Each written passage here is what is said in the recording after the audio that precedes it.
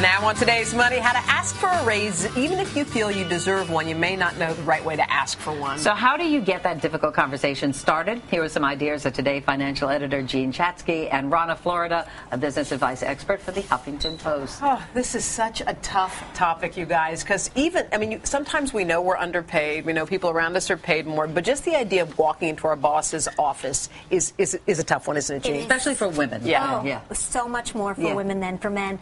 The folks at Sheconomics, they took a poll. 9 out of 10 women said they believe it's embarrassing, and 2.5 times more women than men said they found it humiliating, which really bothers me because there is nothing humiliating about asking for a raise, especially if you've done the work to deserve it.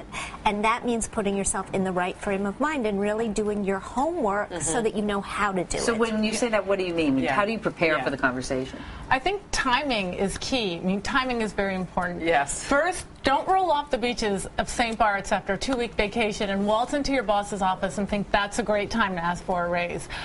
Nor should you do it after a company-wide email has just gone out saying we're announcing massive layoffs. The best time to ask for a raise is not at performance review time, but after you've just completed an amazing project, one that preferably you've over-delivered on. Well, how do you know if you do deserve one? Because people aren't talking about their salaries, so you don't know what everyone's making around you. Okay, so my secret sauce is going to a different company where you have friends who are in similar jobs that you are, and saying not how much do you make, because nobody wants to answer that question, but what would somebody with my skills earn at your company? That's a question that people actually feel comfortable asking.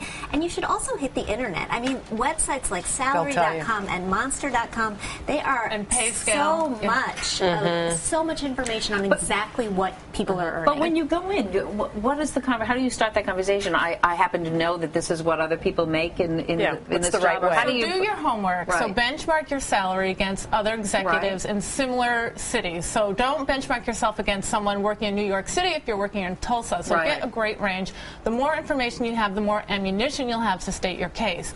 Also, go into your boss's office with a list of accomplishments, recognitions, awards, things that you've really overachieved on.